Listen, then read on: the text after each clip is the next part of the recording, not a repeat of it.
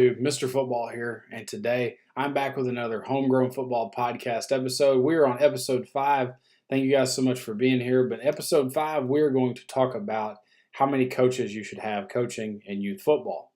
So we're going to kind of define, how many coaches we need, and just kind of go from there. And we're going to kind of draw up a scenario here. How many coaches is optimal? For a team, is it 2 coaches? Is it 3, 4, 5? What is actually going to work out? So here's kind of my background with this, because I feel like this is where I have a lot of background. I've had, 3 years experience with this, and I've done about everything with it. I felt like, and then, now, after my first year, I got, pretty much into the the other side of it. So, and we can talk more about, from a logistics standpoint, even in high school football, how many coaches are pretty much optimal. But if we talk about, just a youth team, we have to consider how many players are on this team. And depending on how many players you have on your team, you could have as few as, 13, maybe 15 kids, 18 or 30. Well, I've had 30 before. And so, anywhere from 25 to 30 is a pretty good range. And you almost have to have 2 teams with that. And that brings in, a whole nother, thing there. But if you've got, 15 kids, that's a pretty good number to where everybody's getting plenty of playing time. And you can really break down your position groups that way. Because if you structure your practices, the way you should, and kind of have time where you have a coach that's working a specific group. I'll just kind of give you the scenario that I first walked into. So when I first got hired, I was hired fresh out of college, a week before school started. Was practicing within another week, with this team that I'd never, seen before, and never heard that they were, they even had this team. Didn't even know it was a possibility. And that was what was crazy about it. I didn't even know this was a thing. But it brought me into a whole other world that I really liked, when I was in it. And, because it was mine. I was the head coach, and, I got a lot of good experience out of it, and it was a lot of fun, to do it. But I wouldn't do it today just because I've kind of grown out of it pretty much. And, it's not something I want anymore. But going back to my, original topic here, how many coaches is optimal? So when I first got there, I had at least one guy come up and say that he wanted to help coach. He had a couple of boys on the team, and so I was more than welcome to say, all right, you're in. And so that's what we did. And then I had another guy that was also, interested in helping out too, and I let him on. And we started practicing, I had a third guy, and we had we had a 4-man coaching staff, and it was consistent of all dads, which I feel like if you can get on the parent side, and you can get some people out there that really want to be a part of this and really want to be and be into it, they're your best asset. Because I've had parent groups that were super helpful in every way, and I've had some where they're not helpful, and you don't find any good quality coaches out of there. And the crazy thing is I had 0 experience anyway, so it really didn't matter, what we were doing out there, but we were getting them coached up, and and we were doing everything right. But we had 4 coaches my first year, and it actually worked out very good for everything that we did. I'll talk about how we kind of broke it down, and gave each coach a specific job to do, and I'll kind of give you every little thing that I had with that as well, and just kind of give you some scenarios where, because also my second year I walked in and tried to recruit some coaches to help and didn't have anything. I went probably the first 2 games without any help. It was just me, one coach, and I can tell you about that one in a second. But the way we had it set up, and I think for a group of 30 kids is pretty optimal. I think if you can break down, you get into breaking those positions down, you're going to have an offensive line group, a receiver group, a quarterback group, a running back group. You can break it down as many ways as you want. But what I found to be pretty helpful in working with this was I worked with the quarterbacks and the running backs primarily. I gave another guy the receivers, and then gave the other two coaches the offensive line. And one guy made him like a specialist on the defensive line.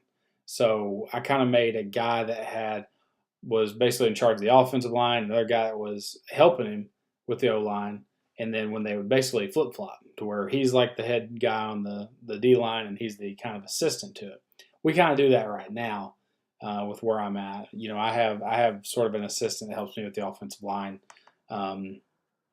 He does a good job. And it's good to have, when you have a lot of kids out there, it's helpful to have another set of eyes or someone else to, the way you're maximizing your reps, you have, another coach to run a similar drill, or if you even want to break it off and say you're just coaching, the tackles or something, and maybe you have something special. You're just coaching guards or coaching centers. Like, it really doesn't matter how you break it down. But like I said, like that was what worked for us. If we had fewer linemen, we didn't need a second coach, but that's how it worked out. And we also worked our tight ends with that offensive line group as well. So it was a little bigger of a group. There were times where I specifically wanted to work with quarterbacks, and quarterbacks and receivers. So I'd take all the quarterbacks and receivers with me, and then have the running back coach just take running backs and work, ball handling stuff and stuff like that, and just making sure we were securing the ball and so forth. So and just working little things like that. You don't have to give these guys a lot of roles. I was essentially running everything. We didn't have any type of special teams or anything. We had offense and defense, obviously, but I was able to run all of that, by myself for the most part. So you don't have to assign a guy to be the O coordinator, the D coordinator. If you got a guy that's got a little bit of experience with that, by all means, have a guy to just focus on that. And I think that makes a lot of a difference. Like right now, I'm a defensive coordinator, and that's all I think about. I don't even really hardly worry about the offensive line or the offense, but I worry about my O-lineman. But, for the most part, I'm not really in the game plan. I'm working about that defensive game plan. If you got a guy like that, use that guy. But if you don't have it, or you don't have the confidence in someone to do that, then, you almost just want to do it yourself. But if you're in this for the long run, maybe you try to develop somebody to be that defensive coordinator so you can just focus on the offensive side, and you can give that person a little bit of, credit towards, working with that defense. That's kind of what I would want to do, but I don't do this anymore. So I'm just kind of telling you what's worked for us. But that's kind of how we had it set up. And I think 4 was a really good number for us. But then let me tell you about this second year that I had. We had probably about the same amount of kids come out for football. But what happened is I had a guy that was returning to help, but he didn't seem interested in coming back out to help. So I was just kind of like, all right, well, whatever. We're just starting at square one. First day of practice, I was all on my own. And that's tough because you're trying to introduce, day one stuff. You're trying to establish how the routine of practice goes. You got to teach blocking. You got to teach I pretty much teach them how to tackle first. We go through all the, shoulder tackling steps. So we would have to go through all those steps first. And it's hard to do on your own.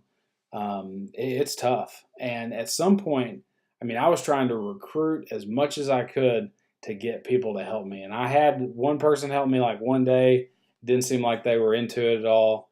And I really didn't ask for the help again because what was funny was they had the offensive line when I needed to really work those quarterbacks and running backs, and they were doing like tackling drills.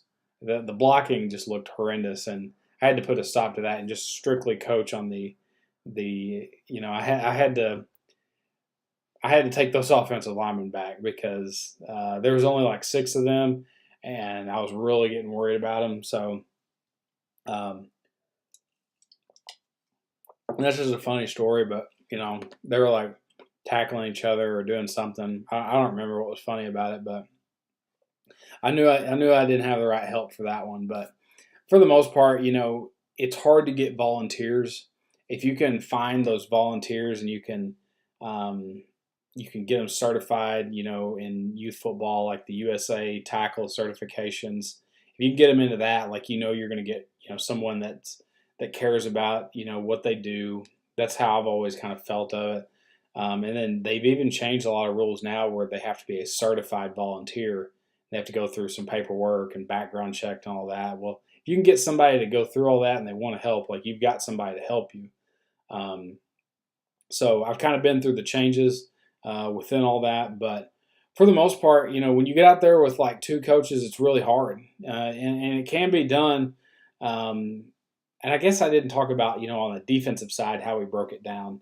I talked about the defensive line coach that was just strictly for defensive line. I had my running backs coach, also coached the linebackers, and then I took the defensive backs, the corners and the free safety, and just strictly worked with them. I felt like I needed to work with them the most, even though I never had any experience coaching that position. I wanted it run a certain way. We had to really work on it. So I don't know, like it's hard to think back to, everything that we did, but I've grown so much as a coach now that, some of the things that I think back that I've done are kind of silly to think about, but I've also, I've grown as a coach. I've evolved a little bit. So things like that change. Like, we're going to also take a look at one of my playbooks here in a couple weeks with my defensive stuff. And now that I go back and look at it, I hate it all. I don't want it. I don't want to see it ever again. I can't believe I ran it. I can't believe we were undefeated at one point running this stuff. But I don't think it really matters if you can just line up and play ball. Like, I don't think the scheme really matters. If you got some cats that can play in youth football and you can be successful, like, it's not going to matter what coverage you were in and how broken the defense really was. It's not going to matter in that way. If you got kids that can line up and play and go tackle, then you're going to be fine. That's just my opinion with it, but I could be, wrong with that as well. But I believe now you have to have a system in place, and you've got to have a scheme that you go to, and it's got to have all the answers in. That's why, I love the 4-2-5 defense, because it has all the answers built into it. It's got the run fits, all the coverages match up really well, and I just I love it. So I mean, it's awesome. It's what I enjoy nowadays. But for the most part, when you talk about having the kind of help, it's hard to get people involved, and you've got to be able to count on these people as well. You've got to get them in line with, all right, here's when we're practicing. Well, most of the time, if their kid is on the team, then obviously they're going to be there anyway. So that's a lot of the ways that you can get a lot of good help. But you got to also realize that these people also have jobs, and so there were plenty of times where they were like, "Yeah, we're not going to be able to be there today," and so we had less help. So you kind of have to be ready for those things because they're volunteers. They're not technically on your time. They're kind of serving you. So you've got to be kind of careful about that, and you really can't get mad at them. Like, if they've got something they got to do, they got to do it. I mean, I had a parent that was involved in logging, and so like when they would have trucks to load, they would have to go, and he'd have to recruit his two boys to go help, and that was fine. I can't fault him for doing work, but that's just part of it. But just know that, like, if you got to have a backup plan as well, with that, when you don't have your assistant coaches with you. And that was a hard thing to do, especially going into my second year, and even coaching a couple games with only, I even had my which he was our athletic director. I either drove the bus or he rode with me to the game because I didn't have any other help. And then my principal also rode with me one time and still on the sideline with me and helped out and made sure got all the kids playing time and so forth. And that's awesome help. But what was funny about that first year was we were playing in that league, and I talked about that league last time when we were talking about how many coaches should coaches be on the field. Well, they had a rule that you only could have 3 coaches on the field, and we had to make these silly ID badges, and we just wore them as like a lanyard. Basically, we just had like the name of our school on there, and like I had my name on it, and then like my assistant coaches, and we carried those everywhere we went. But for the most part, like we had that 4th coach, and a couple times I gave him my iPad and said, "Could you film the game up there?" And he, go up there and just record the game a little bit for us. I didn't ever really watch any of that stuff, but I've got it somewhere. And we would just stick him up there, and he didn't ever really care. But you got to think about all those logistic things on the field as well, because if you only have 3 coaches, obviously, we had a coach carrying a water, like the little Gatorade, the 6 bottle holder thing. There's a name for it. It's a bottle holder. That's all it is. I mean, it's what it is. They were carrying that around, so you're giving kids like shots of water when they get off the field or whatever, and it's good to have. It's important to have that help, because what if a player goes down, and needs like medical assistance?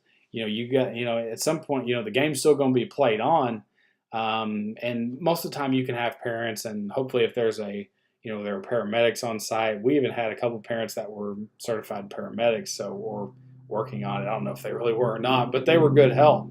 And so I had a kid go out with heat exhaustion one time, and those are all things that, can happen.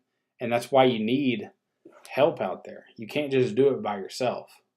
Even if you only have 15 kids, and if one goes down, and if you're the only help out there, and you've still got a game to play, they can halt the game and hold it up, but, and especially, but if it's truly serious, they will stop the game. But, for something like, like a kid rolling his ankle, and grimacing in pain on the sideline, you need somebody there to take care of him. So that's where those volunteers and those parents come in to help, especially, a young guy like me, because, I only knew so much, back then. And, you just had to kind of continue the game on. But, having help on the sidelines is big. So those are all just kind of things to consider. It's hard. Even my 3rd year going into this, I'm trying to think back to, how many coaches I had then. I think I had 4 my last year. And yeah, I had 4. One that kind of helped part-time a little bit and helped when he could. But for the most part, I kind of set it up the same way. I had an offensive line coach. I was the running back, quarterback coach, and then, one on receivers, and one to kind of help out everywhere else that I needed help. And having that kind of floater coach also helped, where I had one coach that was kind of in charge of water, for the most part, and make sure kids got enough water or so forth, kind of checking on that. Kind of have a floater coach, so if one coach isn't there, they can kind of step in and help out in some way, and that was always beneficial. So I think 4 is optimal. You can get by with 3. 2's pushing it, and 1 you don't need to do. So just kind of use that template. I think any more coaches than that, I think just depending on how many kids you have, and really in youth football, you shouldn't have over 30 anyway. I think 20, 25 is a pretty optimal number, as far as, getting all the kids playing time, make sure they develop the right way. And all of those things are, important in that way. So like I said, I think 4 is the optimal number. If you can have 4, I think that's a good number to have. So I want to just say thank you guys so much for watching this, especially if you stayed all the way to the end of this podcast. I hope you guys are enjoying the podcast. They've been a lot of fun to make. I just kind of get on here and ramble, and it's kind of fun to just sit here and talk, football stuff. I've enjoyed kind of talking about youth football here in the last couple episodes, but I think now we'll kind of transition to something else. So I just wanted to say thank you guys so much for watching this. Be sure to subscribe, turn on the notification bell so you're notified when these come out. These are coming out every Tuesday, so just kind of be checking back for those. Thank you guys so much for watching, and we'll see you next time.